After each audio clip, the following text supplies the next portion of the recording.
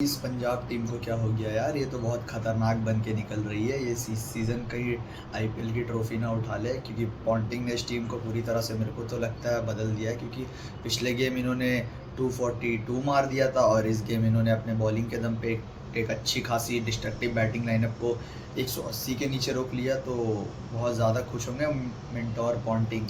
तो आज हम बात करने वाले हैं आईपीएल के मैच नंबर 13 के बारे में, जो कि था Punjab Kings versus Lucknow super giants के बीच में, और ये था लखनऊ के होम ग्राउंड लखनऊ में। तो इस मैच में से ज़्यादा कुछ ऐसा बताने के लिए मतलब था नहीं, क्योंकि आपने देखा ही कि पंजाब की ओवरऑल बैटिंग बॉलिंग हर तरफ से बहुत अच्छी परफॉर्मेंस रही है, और लखनऊ की उतनी ही ख़राब बैटिंग, उतनी ही इमेच्योर बैटिंग। कुछ कुछ तो क्रेडिट हमें पंजाब के बॉलरों को देना होगा, क्योंकि उन्होंने बहुत अच्छी और बहुत सूझबूझ से बॉलिंग की है। तो इस मैच के बारे में चलिए बात करते हैं। तो सबसे पहले था टॉस। तो टॉस जीतकर पंजाब किंग्स ने पहले गेंदबाजी का फैसला किया, और उनके साइड से एक ही चेंज था।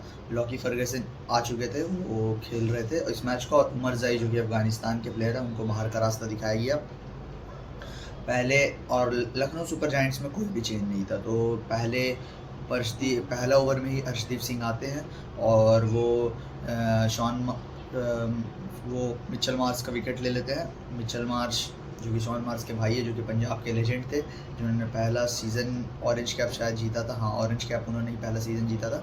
और मिचेल मार्श का विकेट उनको समझ ही नहीं आता, वो गेंद पढ़ ही नहीं पाते, और वो बैट के अपोजिट साइड पे लगती है टॉप पे, और कैच थमा बैठते हैं वो मार्को एंसन को। उसके बाद हालांकि एडन मार्करम की हम बात कर रहे थे कि वो आउट ऑफ फॉर्म है, पर उन्होंने एक झलक दिखाई कि वो क्या कर सकते हैं अगर वो इन फॉर्म रहे तो। और बहुत ही अच्छी बैटिंग रही, उन्होंने थोड़ा तेज़ खेलने की कोशिश की, लेकिन उनका ही बैड लक। लॉकी फर्गसन की एक गेंद आती है, पड़ के हल्का सा कांटा बदलती है, और बैट से लग के सीधा जाके बॉल विकेट पर टकराती है, और एडन मार्करम भी अपना विकेट खो देते हैं। और आज जितनी मैं कहूँगा कि जितनी अच्छी कप्तानी श्रेयस अय्यर की रही, उतनी ख़राब कप्तानी ऋषभ पंत ने भी की है। और मैं इसीलिए कह रहा हूँ कि श्रेयस अय्यर की बहुत अच्छी कप्तानी, क्योंकि जैसे ही पंत आया उन्होंने देरी नहीं लगाई, विदिन अगले ओवर में ही उन्होंने मैक्सवेल को बुला लिया। क्योंकि श्रेयस अय्यर का ये मतलब मैक्सवेल और ऋषभ पंत का जो आमने सामने का कॉन्टेस्ट है, हमेशा मैक्सवेल ही जीतता है। इस मैच से पहले 3 में से 2 बार उन्होंने ऋषभ पंत को आउट किया, और इस मैच के 4 में से 3 बार उन्होंने ऋषभ पंत को आउट किया, और आते ही पहली ओवर में वो अपने सफलता दिला देते अपनी टीम को। और आज उनकी बैटिंग की तो बारी आई नहीं, तो बॉलिंग से ही उन्होंने सफलता दिला दी बहुत अच्छी, और उन्होंने कैचेस भी 2 बहुत अच्छे पकड़े। ऋषभ पंत को वो विकेट पवेलियन का रास्ता दिखा देते, चहल ने बहुत अच्छा कैच पकड़ा।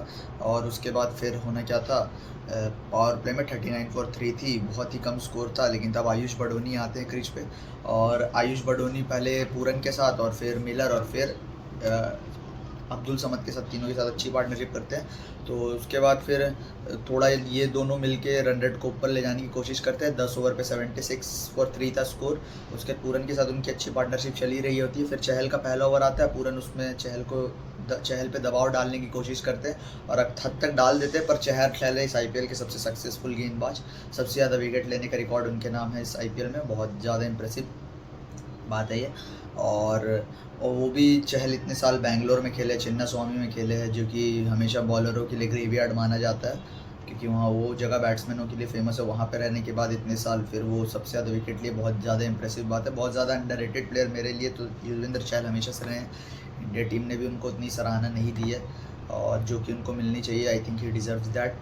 तो उसके बाद फिर अगले ओवर फिर चहल आते हैं, और फिर फ्लाइट गेंद डालते हैं निकोलस पुरन को, और बोलते हैं आप मारिए जितने छक्के मुझे मार सकते हैं, क्योंकि मुझे पता है कॉन्टेस्ट में हमारी टीम बहुत ज़्यादा अभी आपसे आगे चल रही है। स्टार्टिंग के कुछ विकेट हमने आपके बहुत जल्दी झटके, आप रन से भी मतलब रन जितना चाहिए था उससे भी आप बहुत ज़्यादा पीछे चल रहे हैं, तो आप मारिए, आप जो कोशिश कर सकते करिए। फ्लाइटेड गेंद डालते हैं, और पूरन शॉट मारते हैं, और मैक्सवेल के हाथों में एक कैच थमा देते हैं बाउंड्री के पास।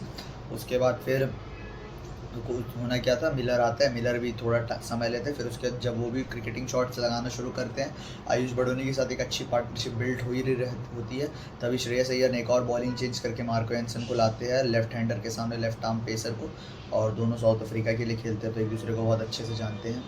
तो मिलर को भी पता है मार्को एंसन क्या गेंद डाल सकते हैं, और मार्को एंसन को भी कहीं ना कहीं पता है कि मिलर की कमज़ोरी क्या, और उन्होंने एक अच्छा बॉल डाला, और एज लग के प्रभसिमरन सिंह को कैच थमा बैठे। मिलर कीपिंग में बहुत अच्छा कैच प्रभसिमरन सिंह का। उसके बाद फिर आते हैं अब्दुल समद आते ही पहले बॉलों में उन्होंने मार्को एंसन को छक्का लगाया और थोड़ा उन्होंने तेज़ अपना कैमियो खेला, जिसके बदौलत नहीं तो पंजाब तो लखनऊ को 150-160 के अंदर में ही रोकने के चक्कर में थे, लेकिन अब्दुल समद का वो तेज़ कैमियो था जिसकी बदौलत वो अच्छे खासे मार्जिन से 171 पर पहुंच जाती है लखनऊ। और पहले ओवर में अर्शदीप को भी उन्होंने 2 चौका 1 छक्का लगाया और एक तो वो दिल स्कूप वाला जो पीछे था स्कूप मारने के शॉट वो बहुत ज़्यादा अच्छा था। एक वैसे ही स्कूप प्रभसिमरन सिंह ने भी मारा था रवि बिश्नोई को सेकंड इनिंग में। तो पहले ओवर में अर्शदीप को 20 रन पड़ जाते हैं उनके दूसरे स्पेल की, लेकिन सेकंड लास्ट ओवर में उन्होंने अच्छा कमबैक किया, अब्दुल समद को उन्होंने आउट किया। उसके बाद फिर आयुष बडोनी को भी उन्होंने आउट किया और 171 पे पंजाब ने रोक दिया लखनऊ को। लखनऊ जैसी इतनी बड़ी इतनी पावर हिटिंग बैटिंग को रोकना बहुत बड़ा बात है। सेकंड इनिंग में ज़्यादा कुछ बोलने के लिए है नहीं।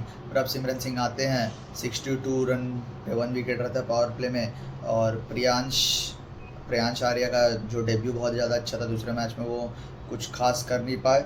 और दिग्वेश राठी जिन्होंने दोनों दिल्ली के लिए रणजी खेलते हैं, दिग्वेश राठी और प्रियांश आर्या उन लोगों के बीच कुछ हुआ होगा क्योंकि उन्होंने आउट करते साथ उनको लिखा है टिकट में उसका नाम, तो ये टिकट से नाम वाले इंसिडेंट थे। तो मेरे को विलियम्स और विराट कोहली वाला इंसिडेंट याद आता है जिसमें विराट कोहली ने उनका पूरा चालान ही काट दिया था।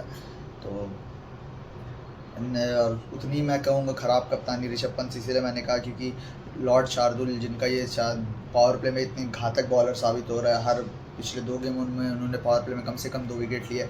वो एक ओवर में 12 खाते ऋषभ पंत, उसके बाद उन्हें लाते नहीं। आपके वो मेन बॉलर है फिलहाल के लिए, आपको उन पर ट्रस्ट करना होगा। सबसे ज़्यादा विकेट इस सीज़न आपके लिए उन्होंने ही लिया है, तो पे आपको ट्रस्ट दिखाना होगा पर नहीं दिखाते। पर दिग्वेश राठी जो कि बहुत सारे एक्सपर्टों का ये मानना है ये टाइप ऑफ मिस्ट्री स्पिनर है क्योंकि ये हाथ पीछे रख के छुपा के लाते हैं और लास्ट में डालते हैं, कभी कैरम बॉल डाल देते हैं, कभी गुगली डाल देते हैं। तो प्रियांश को उन्होंने एक बाउंसर टाइप का बॉल मारा जो कि चेस्ट हाइट तक बॉल था, जो थोड़ा ऑकवर्ड पोजीशन होता है शॉट मारने के लिए, तो प्रियांश उसमें आउट हो जाते हैं। उसके बाद प्रभसिमरन सिंह ने काफ़ी ज़्यादा कहर बरपाया और उन्होंने दिखाया कि पंजाब किंग्स ने क्यों उन पे पिछले 7 साल से निवेश करके रखा हुआ है।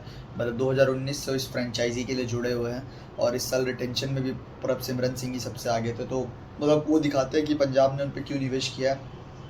पहला गेम ख़राब होने के बाद भी दिखा पंजाब की मैनेजमेंट को उन पर पूरा कॉन्फिडेंस है, बहुत ज़्यादा अच्छी बैटिंग, चारों तरफ उन्होंने शॉट लगाया, हर बॉलर पे दबाव डाला, रवि बिश्नोई हो, दिग्वेश राठी हो, शार्दुल ठाकुर हो, उसके बाद फिर जितने भी आए बॉलर आए सब पे उन्होंने दबाव बना के रखा और एक बहुत अच्छी इंप्रेसिव इनिंग उनसे, बहुत ज़्यादा अच्छी बैटिंग।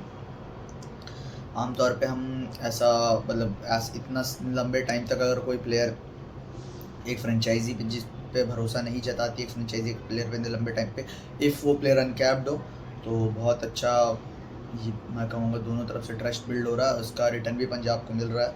उसके बाद फिर पहला श्रेयस अय्यर आते हैं अपने कैप्टन, पहले वो थोड़ा स्लो खेलते हैं, फिर जैसे ही प्रभसिमरन आउट होते हैं फिर वो भी अपना जलवा बिखेरने लगते हैं और बहुत अच्छा डेब्यू निहाल वडेरा से, और निहाल वडेरा की बहुत अच्छी डेब्यू, MI के प्लेयर थे वो, पंजाब ने उन्होंने ऑक्शन में पिक किया और इम्पैक्ट प्लेयर भी वही थे पंजाब के, आए उन्होंने भी कुछ अच्छी शॉट्स लगाई चारों तरफ और पंजाब को कंफर्टेबली जिताया और पंजाब 8 विकेट से ये मैच जीत चुकी है। बहुत अच्छा रन चेस और बहुत इतने मतलब ये पंजाब की टीम ओवरऑल अच्छा परफॉर्मेंस दे रही है क्योंकि देखो इनके बैट्समैन भी फॉर्म में हैं। बॉलिंग में अर्शदीप ने पूरा बेड़ा उठाई रखा है, उसके बाद आपके पास युजवेंद्र चहल है जो कि IPL की सबसे सक्सेसफुल बॉलर है। तो मज़ा आने वाला है इस पंजाब को देखने में और देखते हैं आगे चल के। इस सीज़न तो अभी स्टार्ट हुआ पर अच्छी स्टार्ट पंजाब की सीज़न से, और गोयनका साहब को मैं यही कहना चाहूँगा, गोयनका साहब पंत भाई को थोड़ा वक्त दो।